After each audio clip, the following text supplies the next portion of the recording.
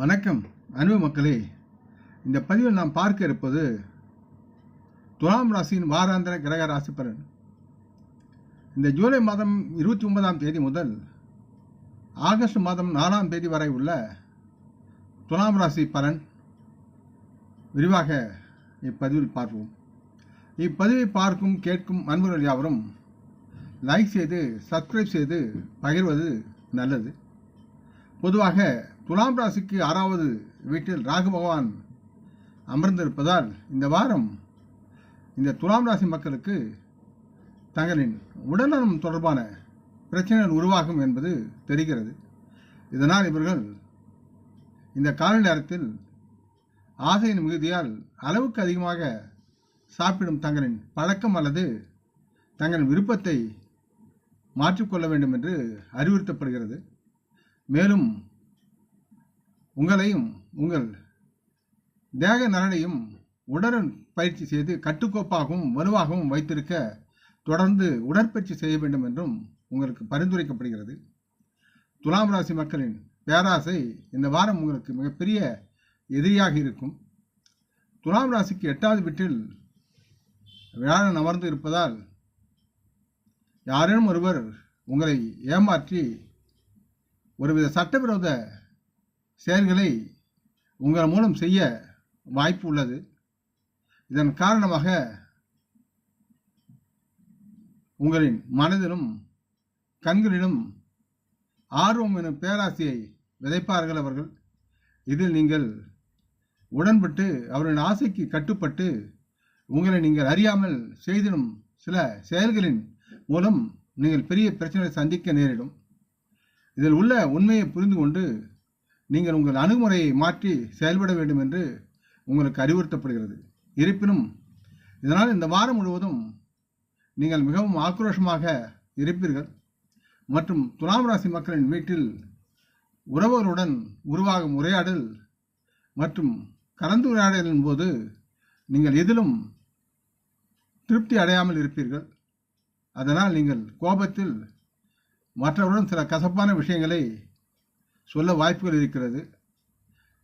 அப்படி சொல்லிவிட்டு இதற்காக நீங்கள் பின்னர் வருத்தப்பட வேண்டிய சூழலும் இருக்கும். எனவே நீங்கள் எதற்கும் எந்த உறவினர் கூறும் செயலுக்கும் எதிர்வினையாற்றுவதற்கு முன் கவனமாக சிந்தித்து பேசுவது உங்களுக்கும் உங்கள் வாழ்க்கைக்கும் நலமாக இருக்கும். இந்த வாரம் உங்கள் வேலை செய்யும் பணியிடத்தில் உண்டாகும் சில விஷயங்கள் யாவும் உங்கள் வழியில் உங்களுக்கு சாதகமாக வளைந்து கொடுத்து உங்களை முன்னேற்ற வகையில் இருக்கும். இது சம்பந்தமாக உங்கள் சக ஊழியர்கள் மற்றும் மூத்த அதிகாரிகளின் ஆதரவு மற்றும் அவரின் உதவிக்கு நீங்கள் நன்றி சொல்ல வேண்டிய சூழல் ஏற்படும். மறக்காமல் நன்றி சொல்லுங்கள். மேலும் அவர்களுடன் பணிபுரியும் போது நீங்கள் மிகுந்த நம்பிக்கையுடன் உங்கள் செயல்பாடுகள் இருப்பீர்கள். இந்த நேரத்தில் துலாம் ராசி மக்கள் இசை அல்லது நடனம் கேட்பது மன அமைதிக்கு வித்திட்டதாக இருக்கும் மற்றும் தேவையில்லாத உங்களிடம் இருக்கும் மன அழுத்தத்திலிருந்து நீங்கள் விடுபட ஒரு நல்ல தீர்வாகவும் இது அமையும். இதனால் உங்களின் குடும்பத்திலும் வேலை செய்யும் இடத்திலும் உங்களுக்கு நெருங்கியவர்களிடம் அமைதியாகவும் எந்தவித பரிதவிப்பும் இல்லாமல் சாதாரணமாக உங்களால் பழகவும் பேசவும் முடியும். இது உங்களுக்கு தொழிலுக்கும் உங்களது குடும்ப வாழ்க்கைக்கும் மிகுந்த உதவியாக இருக்கும் என்பதை நீங்கள் மறக்கக்கூடாது. உங்களுடைய பார்வைக்கு அருகில் 6ஆம் இடத்தில் சனியும் 5ஆம் இடத்தில் சனியும் 6ஆம் இடத்தில் ராகுவும் இருப்பதால் சற்று எச்சரிக்கையாக எதிரும் நீங்கள் செயல்பட வேண்டும் என்று கேட்டுக்கொள்கிறேன்.